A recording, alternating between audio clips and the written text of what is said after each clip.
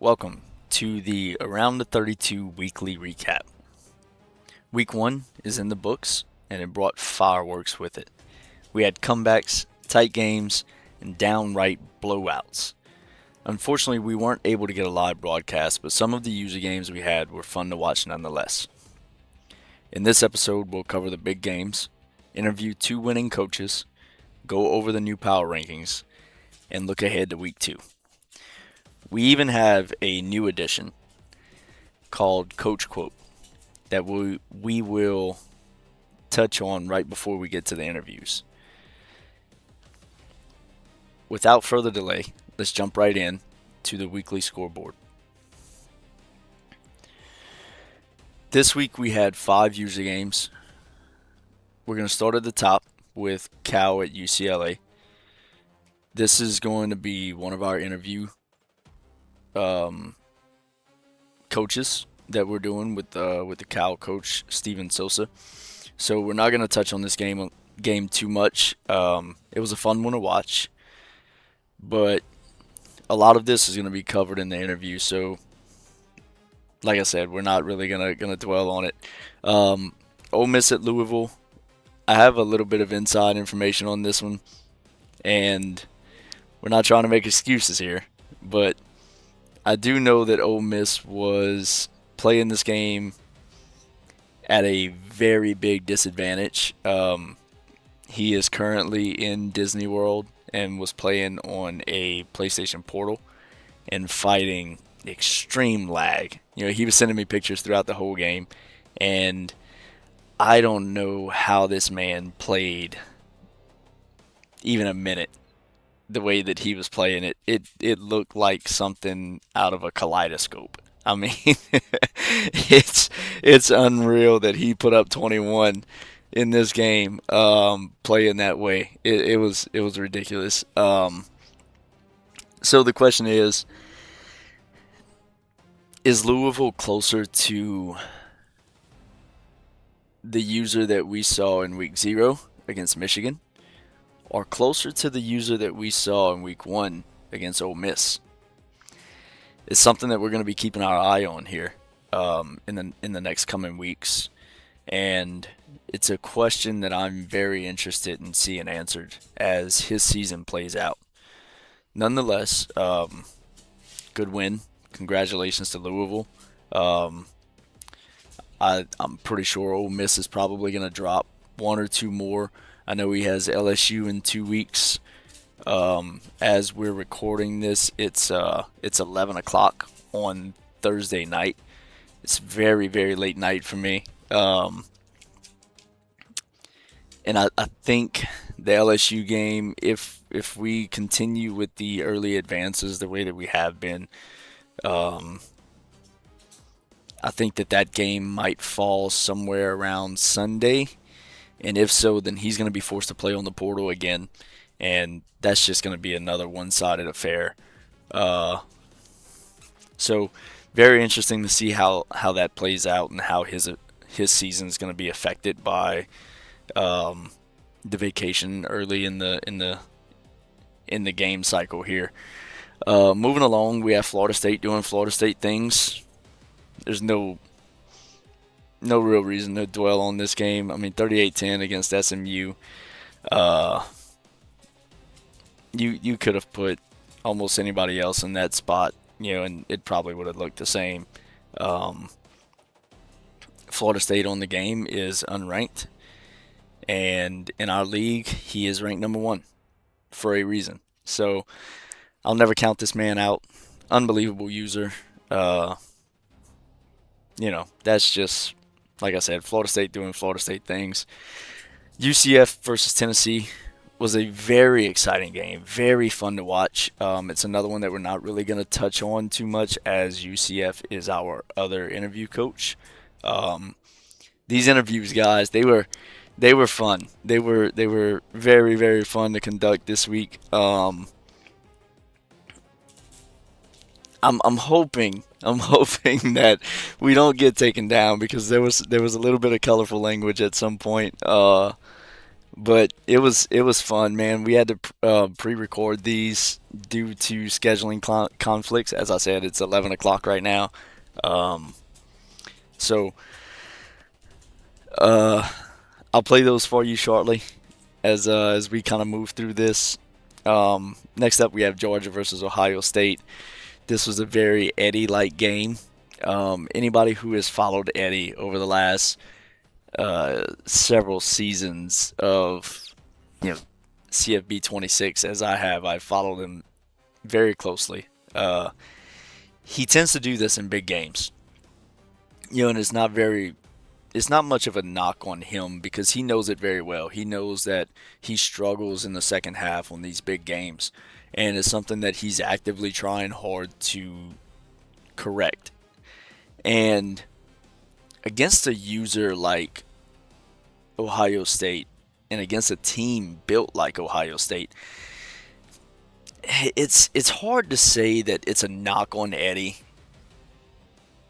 because the user's just so damn good. I mean, he's a national championship winner, in this league, and you give him a team like Ohio State, and you give him a sideline celebration on a touchdown that just fuels the fire, whether it was accidental or not. And it's a recipe for disaster, right?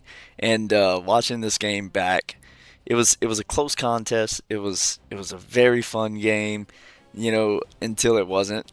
That second half, a switch flipped, and Ohio State never looked back. And then we have two notable user games on the other side here, and I wanted to highlight these because they were the closest user versus computer games of the week. A very hot topic in the Discord earlier tonight was about computer games and how the computer is just extremely overpowered, more so than recent years. And I think these two games kind of show that. I'm not going to sit on it too much because the scores just kind of speak for themselves. Um, but I want everybody to know that if you're not already aware, you do not have to play full computer games. I know it's fun to do so, and you kind of want to give a show for anybody who's watching your stream, but these games are very critical. They are they can make or break your season with early losses against computers. You can play offense only, and I know that Indiana was saying earlier today that his struggle against the computer was that the quarterback was off target. His quarterback was off target, and he threw 5 interceptions, and I understand that aspect. It's something that I don't see getting any better as the game cycle progresses unless we do something with sliders, and I don't know that that's something that we technically really want to do. Um, I think that's up for debate. I can't speak for Hooked and Sticks and say, yes, they're contemplating doing that, and I can't say no that they're not. But I think it's going to force users to be a lot more cautious when playing computer games, and it could essentially make for a better user. Instead of trying to cheese and hitting the deep shot every play, you're having to actually read the defense, and you're having to think smarter than a superhuman, extremely intelligent AI. Something that we haven't really seen in football games, probably ever. But moving along, we're going to get to our coach quote.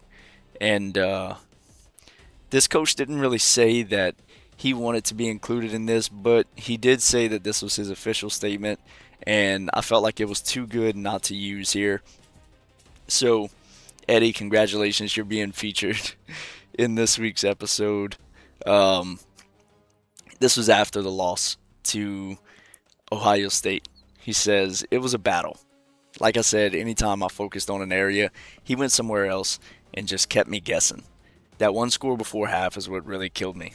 I'm not mad about the performance. Going into hostile territory against the number one ranked team, especially a powerhouse program like Ohio State, I know I've got areas to improve upon, and I'm confident with the right mindset we can make the adjustments throughout the season. I fully believe him. You know, Eddy gets a lot of flack in this league, and sometimes rightfully so. I mean, he is Canadian after all, right? So sometimes it's warranted, but I've seen the progression over the last year, um, and he has become a respectable user in some ways. So I can't say that I don't believe him.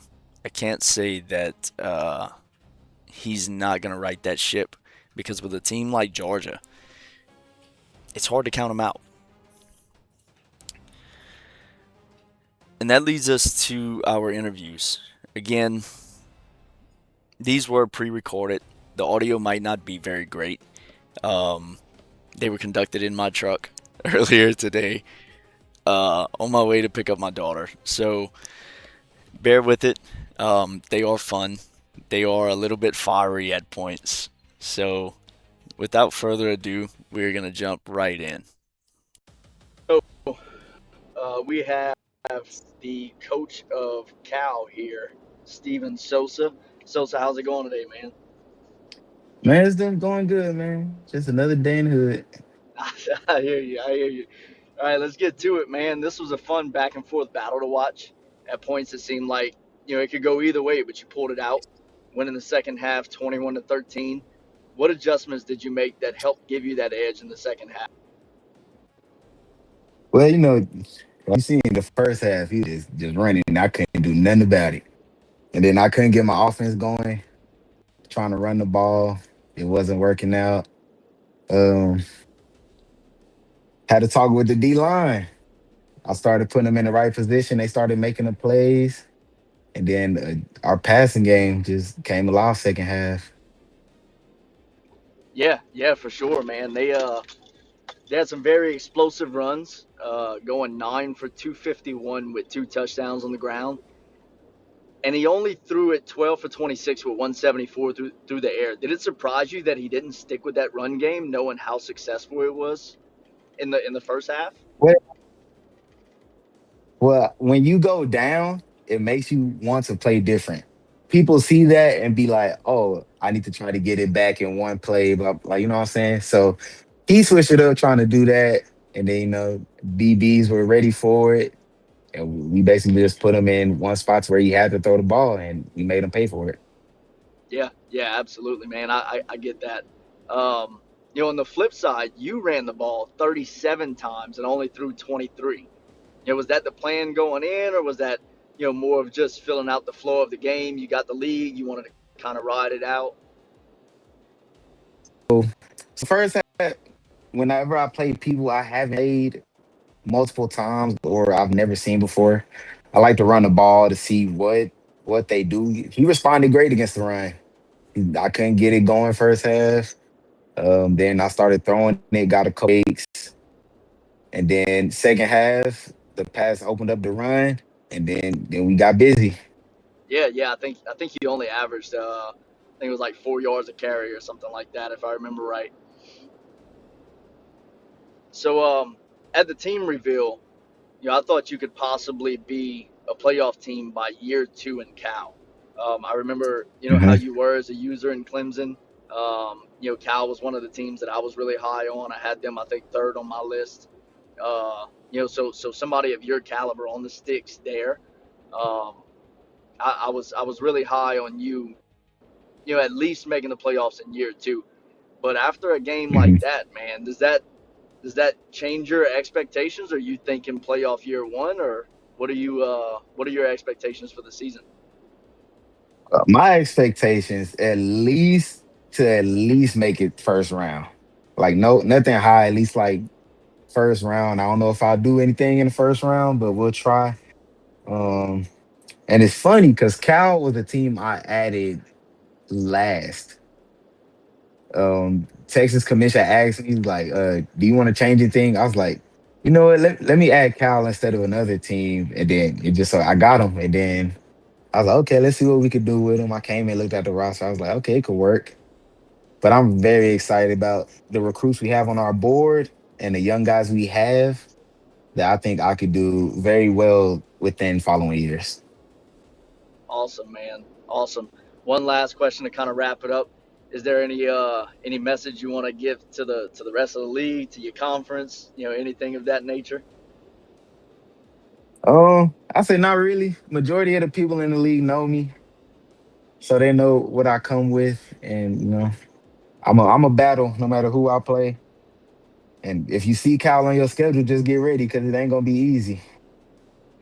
Absolutely, man. Absolutely. I appreciate your time, man.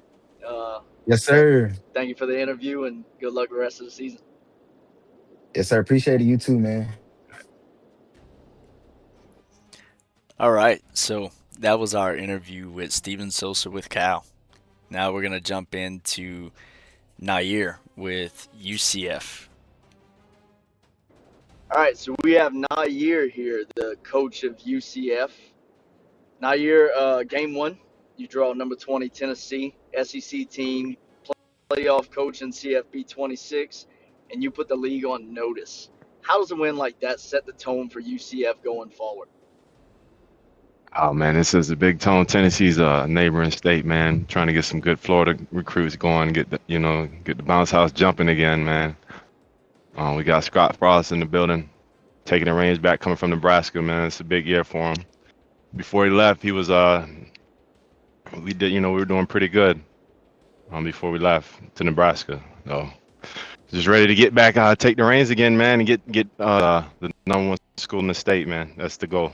Everything else is gonna take care of itself. We get all the Florida boys, it's back on and popping. Absolutely, man. That's a big goal. Yes, De- sir. I know defensively, we got a good we got some good users. You got yourself and Miami, so it's a little awkward saying that, but hey, it's all yeah. what Hey, we I mean, you also all got want to do. Sticks at FSU, man. That's Okay, yeah, Sticks number one. He's number one in the rankings. yeah, yeah, for sure. So yeah, it's So defensively, some good in in competition, in your game and I'm here against for it. Tennessee, yeah, you you had a real bend don't break style game. He moved the ball well, but he threw two costly interceptions. What were you doing to try to limit the success he was having in that game?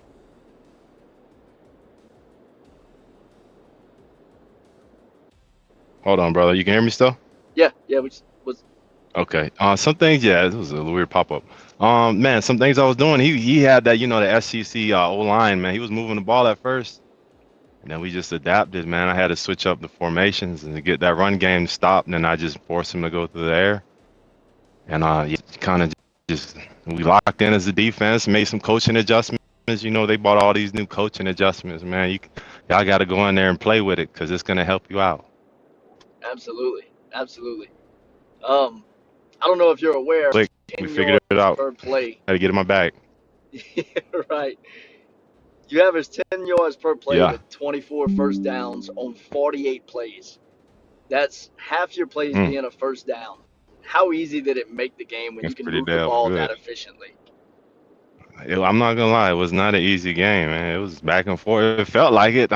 But it looked like I don't know. It was a tough game, man. We both said great game after. We both played well, man. We got 10 more points than the opponent. So we just figured it out. I take it one game at a time. I ain't overlooking nobody, man. He was some stiff competition. And I don't know if you guys know, man. I was BYU in the last one. I remember you talking about it week one. I was BYU. I joined late, like year two of the last one. So I joined at the end of the season. So Yeah, I know a yeah, little bit about a few users in here, man. So I'm just here to have a good time, bro. I enjoy this. I'm happy to be back at UCF. Coming from the Cornhuskers, there wasn't shit to do out there, man. So I'm happy to be back down here winning games with my home team. right, right, My right. real home team. When Nebraska kicked me out, Damn it. I got you, man. I got you. Yeah, watching that game, it didn't seem like you were putting up the type of efficiency that you were. Whenever I look back on the stats, that was one of the things that stood out to me was how many first downs compared to how many total plays you ran. That tells a big story of how that game went. Um, Yeah, it does. but as far as the rest of your season goes, man, you have pretty stiff competition in the Big 12. What are your expectations Yeah. for your season? Are you thinking conference Oh, championship after that win? Are you aiming a little bit bigger, maybe playoffs? What are you expecting out of this team? oh man, I like what I see. We got Alonzo Barnett at quarterback, transferred from JMU. And he's a dog. He threw for almost 400 with 5 touchdowns, I think. Y'all watch out for him. Y'all watch out for my boy, my running back Swint. He is fast as all get off. Um, Man, let me tell you a little bit about my team. I'm liking my O line, liking my linebackers. I'm liking my corners too, and my safeties. I like everybody. There's not really a weakness right now after game one because they showed up. Tennessee is tough, man. But honestly, we just taking it one game at a time. Just one game at a time, one step at a time, and whatever else happens, happens, man. We're still rebuilding. So we're just gonna do the best we can and have some fun. Absolutely, absolutely. That's the big thing, right? Especially whenever you Yes, take sir. on a team, the size of UCF. You can't Yeah, really have massive expectations year one. yeah, It's man. amazing if it happens, but it's not really a big letdown if it doesn't. Um, Oh, it's a letdown. The city expects an Addy. Don't get it twisted. But beautiful, we got some beautiful. work to do, and we're working. We're gonna Absolutely. get it for you. We're trying our best. Y'all see what we putting on tape now. Don't sleep. Wake up. It's go time. What we in? Week 2 now? Week Okay, two. Yeah. let's go. Well. Yeah. Mm-hmm. Yeah. We're just starting week two. Yeah.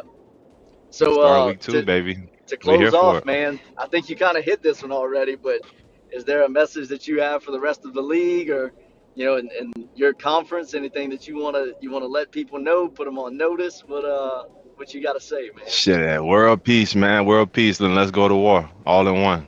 You know what I'm saying? That's the message. Absolutely, love it, man. I appreciate you stopping by for this interview. Thank you for the time. Yes, sir. Good luck for the rest of the Likewise, season, brother. man. Happy y'all having me, man. It's been Absolutely, fun man. so far, and it's gonna keep being fun since the last one. And this shit only got funner. So For let's fucking sure, do it. for sure, man. I don't wait. Can we cuss? I'm a little, I'm a little off the hinges. Can I Hey, just be hey, myself? Just if not, they just gonna take the bleep it volume out. down and we're Give me gonna a little edit bleep. it out, man. Yeah, bleep, bleep, bleep. Yeah, it's Can all you switch good. words in there? We're Can you gonna throw like a find little out. zinger or something?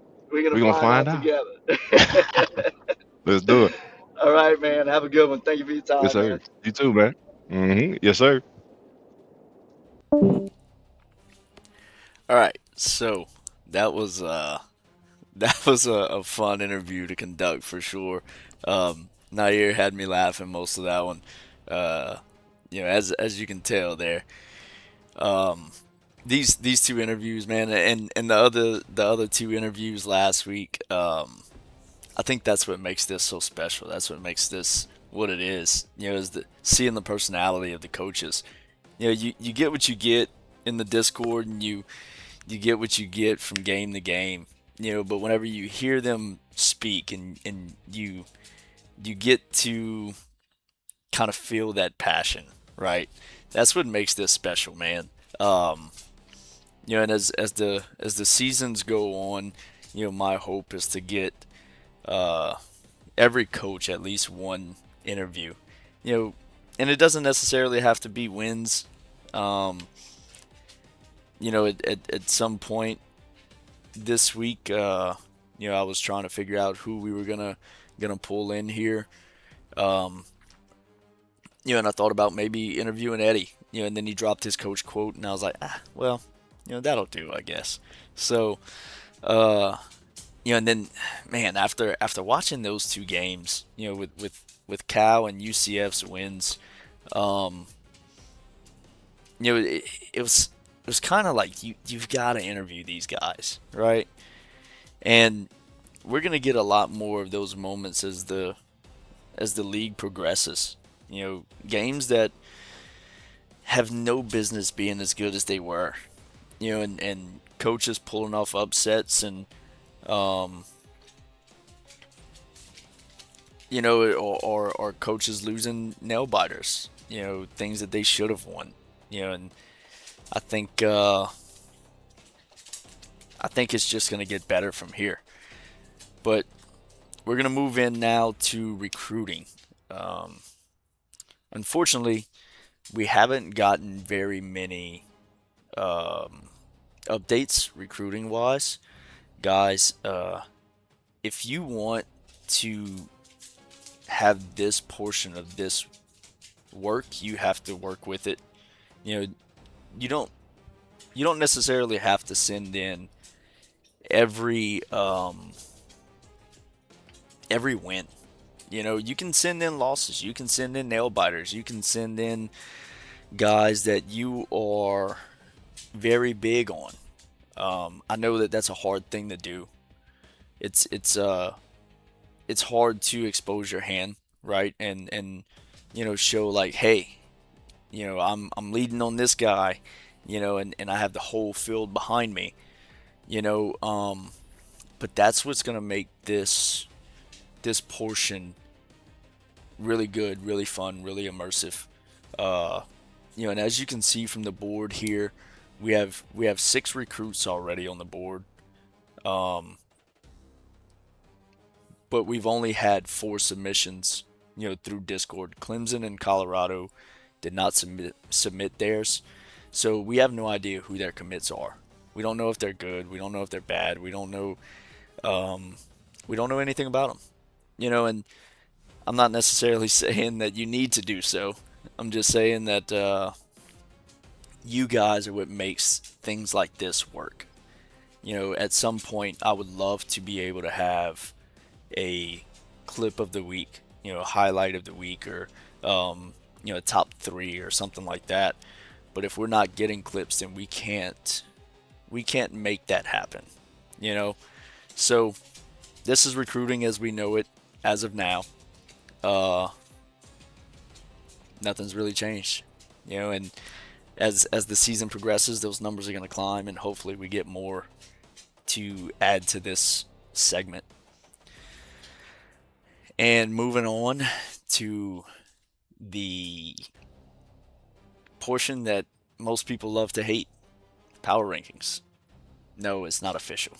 No, it's not the top 25, but it is the way that ChatGPT views your season based on our input. So, top 5, small movement. We've got Ohio State taking number 3 back after his win over Georgia. Notre Dame dropping 1 just based off of inactivity. That was a hard one to do because of Notre Dame's dominant victory in week 0 over Miami. But Ohio State beating Georgia, it's hard to ignore. And then you come down the list a little bit. Miami climbs 1. North Carolina drops 1 just based off of inactivity. USC comes up 2. Georgia falls after his loss. Florida falls after the close win over FAU. Computer games get punished. Even if you win them, you're expected to win them by a decent margin, especially whenever you have a team like Florida going against a team like FAU. You're expected to win by a good margin. If you do not, then you drop. And that's just the way it goes. UCF, one of our biggest risers this week, and it's a beautiful thing, especially being that he was one of our interview coaches. Jumps 4 spots after his win over Tennessee. And Louisville with another big riser after his win over Ole Miss. And we kind of touched on that in the week 1 scoreboard. And like I said, then I'm curious to see how he continues in this league. I don't know much about the user. I don't know if anybody really does. He's new here, and maybe week 0 against Michigan was a fluke, or maybe week 1 was. Who knows? We've got a Jekyll and Hyde player right now, and I'm here for it to see how this ends. Another slide we have is Oklahoma State losing a, I'm sorry, barely squeezing out a computer win over Tulsa.